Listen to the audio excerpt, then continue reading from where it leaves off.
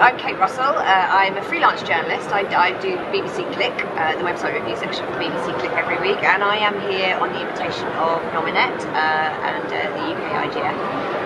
I hosted a panel for them on Thursday morning on the possible models of content distribution in the future. We were trying to get away from the old copyright and IP arguments, although our panel was somewhat hijacked by Universal Studios and a couple of other of the traditional media distribution platforms. But yeah, it was a good panel, and as well as doing that, I've also done a phone-in for BBC Click Radio on Tuesday, letting them know what's going on, and I've been collecting material to hopefully place in other various media outlets over the next few weeks. And what's your impression of the big issues that have come out of this year's IGF? Maybe some that haven't necessarily come out of previous IGFs?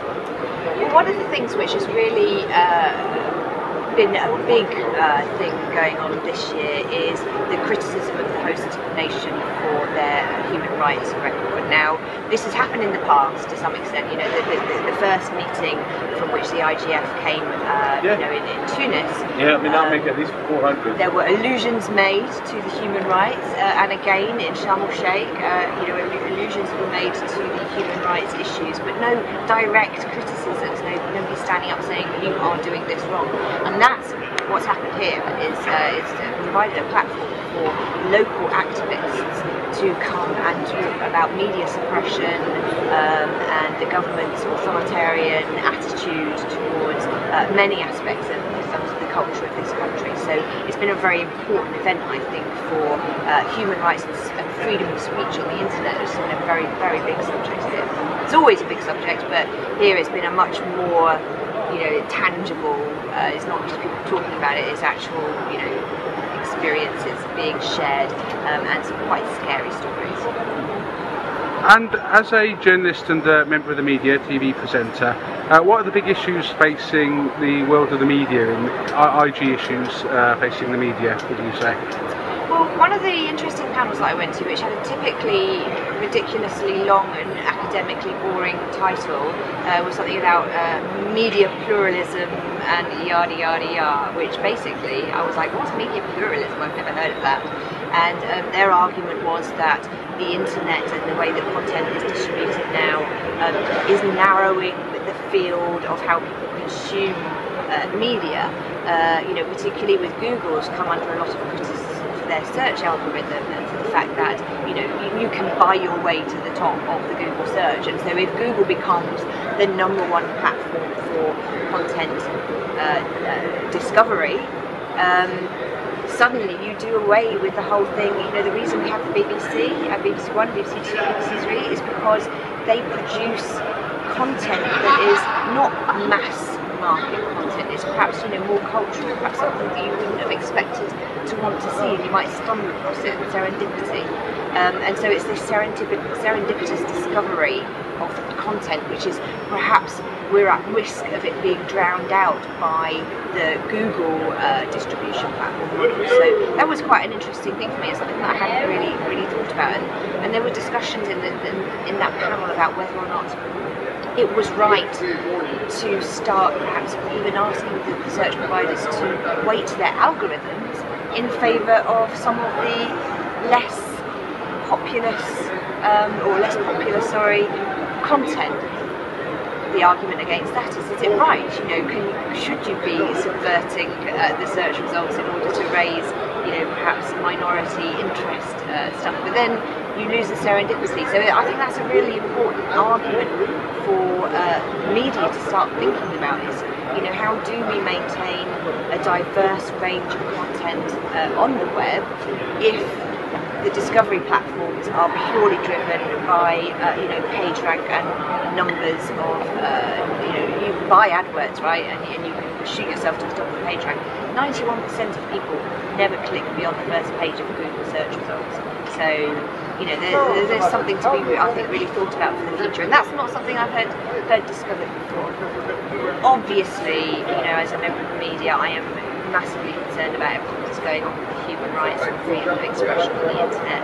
We've seen the debate really starkly polarised here with the experience of, you know, journalists in Azerbaijan who are, you know, claiming that they have been bugged and beaten up, and you know, some have been murdered. There's a guy in prison at the moment who, you know, and I'm not saying that this is true because I haven't done my deep research on it yet, but I'm beginning to hear these stories, and I've got lots of content that I can go away and start researching more thoroughly. As a good journalist, that's, you know, I might just go and spread gossip and rumour, but it's very interesting to see it played out here with such good examples to illustrate the argument. We talk about freedom of expression on the internet, you know, in previous years, but you haven't really had that direct kind of, you know, somebody standing up saying this is happening and this is happening to me. So it brings it into focus, I think, very well. As a member of the media, there's laws that you have to take into consideration when producing a piece of content, whether it's you know, defamation, whether it's you know, all that sort of wide range thing where there's legislation already involved in it. Do you think that the legislation designed to deal with things like, you know, TV, to deal with newspapers, is strong enough to deal with the internet, whereby, for instance, there might be something put on a server in France, there might be something put on a server in you know, Japan, something completely other side of the world, and you know, are our laws really powerful enough to be dealing with the new media when they were designed to be dealing with the old media? Are they powerful enough? It's a good question. Are they right even? Do they fit? I would argue, as I think most people would here, that the internet is a new space entirely. We need new regulations, and you know, we see them going through the courts all the time. You know, our own government are talking about you know, revisiting the data communication bill, and that's in draft form at the moment. You know, and people are terrified about that. Some people, they say it's, you know, it's entry to a new police state, and the trouble is, you know, once you start restricting freedoms in times of peace and prosperity, or austerity actually, as we are at the moment, but you know, I mean, I know it's going to seem like a slightly obtuse argument, but everyone's saying, well, we're, you know, the UK, we're a good country, our politicians are honest, and you know, we're a good solid democracy, and we're not going to misuse the powers that are given through regulation of the internet. But who knows what the situation will be 100 years from now? And you know, we see in law, we have laws that are 100 years old. You know, you can't shoot a Welshman on a Sunday or something like. You know, there's some really ridiculous laws that are still in laws, and we need to be careful that we don't try and paint broad brushstrokes to, you know, regulate things. I thought it was really interesting actually in the ChildNet discussion. They ran a panel, and it was all about what should and shouldn't, you know, how can kids know what they should and shouldn't put online, and what is and isn't right, and what should be regulated.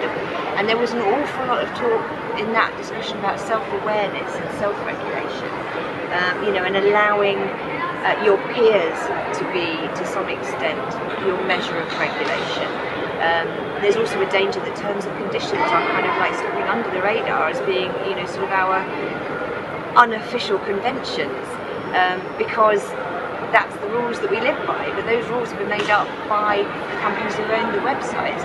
Is that, you know, when you're talking with companies like Facebook, who have 1 billion citizens, you know, they have a law or a set of laws that has been written by their lawyers who've got their best interests at heart, that 1 billion citizens have to follow. And as sites like that become more ubiquitous, I think we need to think very carefully about how much control they are given, and whether or not, in fact, policymakers and governments and people who are impartial to the needs of the company and perhaps more thinking about the needs of the individual should be involved. There was a comment on one of the panels. There was a blogger, I can forget his name, Green Bulldog or something, and he said, when you use a service that is free, you're not a customer, you're a product. And I think we need to remember that. Do we want to be products, or do we want to get back to being customers? Excellent. Is there anything you'd like to add at all? No, just how thrilled I am to be here again. It's great to see our WireUp winner here. Lewis did a great job last year, and I've seen you running around speaking to Vince Cerf and, you know, harassing Richard Allen and, you know, hunting these people down. Did you manage to get to speak to Richard Allen? I haven't grabbed him yet, no. Oh, you see, I've been mainly dealing with the politicos at the moment. Yeah. But no, you did it. I think you've done it fine. You've represented your organisation. So it's a green organisation, yeah. Exactly, and then the ChildNet delegation as well. You know, again, they never cease to amaze me by how eloquent and forthright and pragmatic they are. And honestly, you guys probably speak more sense than most of the other people put together here.